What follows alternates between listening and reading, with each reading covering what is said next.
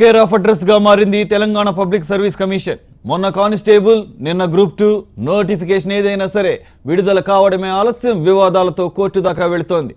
అసలు టీఎస్పీఎస్సీ వివాదాలకు కారణం ఏంటి? ప్రతి నోటిఫికేషన్ పై ఎందుకు కోర్టు మెట్లు ఎక్కుతున్నారు? Watch the story.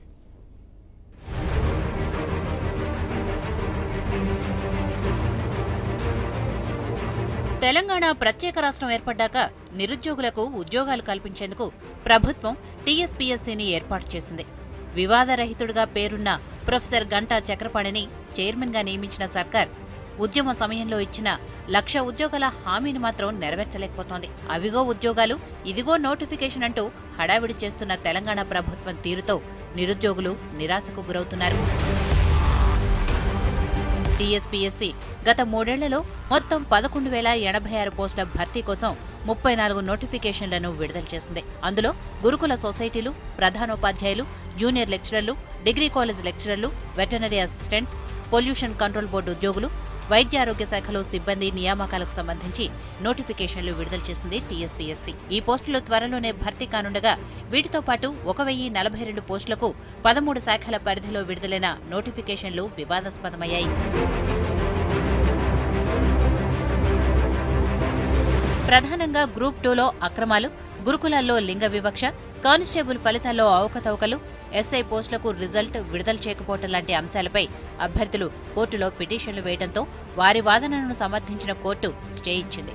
జోనల్ వ్యవస్థ రద్దు కావడంతో టీఎస్పీఎస్సీకి క్లారిటీ లేక వివాదాలు తలెత్తుతున్నాయి. ఉద్యోగాలు భర్తీ చేయాలన్న సదుద్దేశంతో ప్రభుత్వం నోటిఫికేషన్లు విడుదల చేస్తున్నా సాంకేతిక సమస్యలతో కోర్టులో నిలిచిపోతున్నాయంటున్నారు పలువురు మేధావులు. నోటిఫికేషన్ విడుదల చేసే ముందు నిపుణులతో చర్చించి అందులో లోపాలేమైనా ఉంటే సరిచేసుకుంటే బాగుంటుందని సూచిస్తున్నారు. విద్యార్థులు ఎన్నో ఆందోళన చేస్తున్నారు. ఉద్యోగాలు చాలా ఉన్నాయి, ప్రతిదీ కూడా కోర్టు లోపలనే మొగ్గుతూ ఉన్నది. ఎవరైనా ఎక్స్పర్టుతోని సంప్రదించి ఉండే లోపాలన్నింటినీ తొలగిస్తే ఒక నోటిఫికేషన్ కూడా అమలు కాకపోయే వరకు విద్యార్థుల లోపల నిస్పృహ పెరిగిపోతున్నది. టీఎస్పీఎస్సీ అనాలోచిత విధానాల వల్ల ప్రతి నోటిఫికేషన్ వివాదాస్పదమవుతుందని, ఉద్యోగాలు భర్తీ కాక నిరుద్యోగులు నిరుత్సాహానికి గురవుతున్నారని మేధావులు ఆవేదన వ్యక్తం చేస్తున్నారు. కోర్టులో ఉన్న సమస్యలను వీలైనంత త్వరగా పరిష్కరించాల్సిన అవసరం ప్రభుత్వంపై ఉందంటున్నారు. టీఎస్పీఎస్సీ చైర్మన్ గంటా చక్రపాణి ప్రత్యేక శ్రద్ధ తీసుకుని సమస్య పరిష్కారానికి చర్యలు తీసుకోవాలని కోరుతున్నారు. సర్కార్ తమ జీవితాలతో చెలగాటమాడుతోందని మండిపడుతున్నారు నిరుద్యోగులు. పదే నోటిఫికేషన్స్ ఇవ్వడం, అందులో రాజ్యాంగ నిబంధనలు పాటించకపోవడంతో న్యాయపరమైన చిక్కులు వస్తున్నాయని ఆగ్రహం వ్యక్తం చేస్తున్నారు. టీఎస్పీఎస్సీ అవగాహన రాహిత్యంతో తమ విలువైన జీవితాలు నాశనమవుతున్నాయని ఆవేదన చెందుతున్నారు. ఇలా యావత్ తెలంగాణ విద్యార్థి నిరుద్యోగుల జీవితాలతో చెలగాటమాడుతుంది. ఇటు గవర్నమెంట్ ఉద్యోగాలు రాక అందరూ రోడ్డు మీద పడుతున్నారు. తెలంగాణలో రైతు ఆత్మహత్యల మాదిరిగా నిరుద్యోగుల ఆత్మహత్యలు పెరిగేలా సర్కార్ తీరు కనిపిస్తోందని నిరుద్యోగులు ఆవేదన వ్యక్తం చేస్తున్నారు. ప్రత్యేక రాష్ట్రం వస్తే 1,00,000 ఉద్యోగాలు ఇస్తామన్న సీఎం కేసీఆర్ హామీలు అమలుకు నోచుకోవటం లేదని మండిపడుతున్నారు. నోటిఫికేషన్లు ఇచ్చేసి గొప్పగా ప్రకటనలు చేసుకుంటున్న సర్కార్ కాలయాపన చేస్తుందని ఆగ్రహం వ్యక్తం చేస్తున్నారు. ఇప్పటిదాకా ఇచ్చిన నోటిఫికేషన్లు రద్దు చేసి రీనోటిఫికేషన్ ఇవ్వాలని డిమాండ్ చేస్తున్నారు.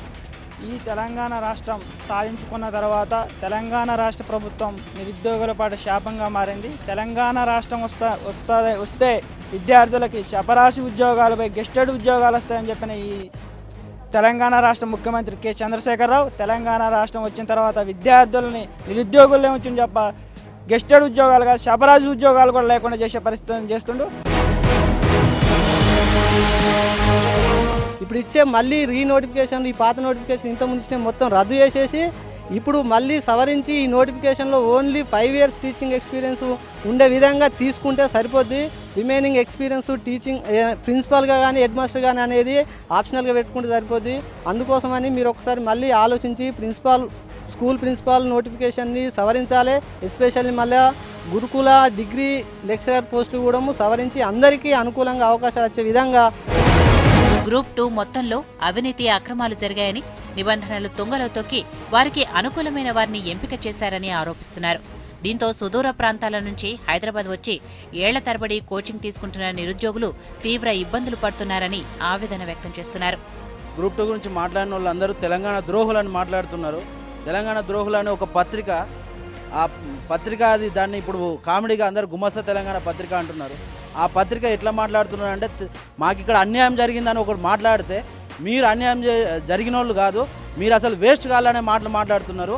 అసలు ఆ నలుగురికి తప్ప, ఆ కుటుంబ సభ్యులు ఆ నలుగురు కేవలం వాళ్ళే బాగుపడ్డారు తప్ప తెలంగాణ బాగుపడ్డలు లేరు.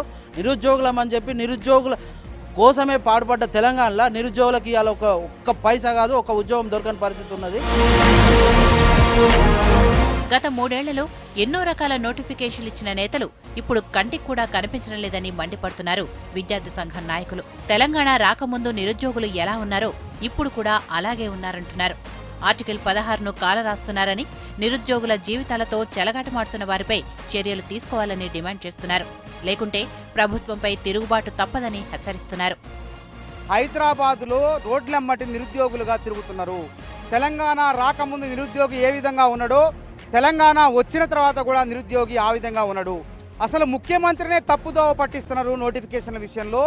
గంటా చక్రపాణి టీఎస్పీఎస్సీ చైర్మన్ నిబంధనలు, గురుకులాల నిబంధనలు రాజ్యాంగ విరుద్ధంగా ఆర్టికల్ 16ను కాలరాస్తూ మరి తయారు చేసినటువంటి గురుకులాల సాంఘిక సంక్షేమాల కార్యదర్శి ఆర్ఎస్ ప్రవీణ్ కుమార్లు ఈరోజు ముఖ్యమంత్రిని ప్రభావితం చేస్తూ నిరుద్యోగుల జీవితాలతో చెలగాటమాడుతున్నారు.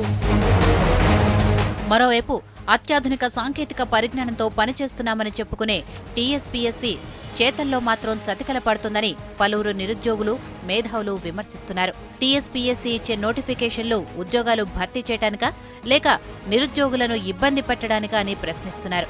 మరి ప్రభుత్వం ఈ సమస్య పరిష్కారానికి ఎలాంటి చర్యలు చేపడుతుందో చూడాలి.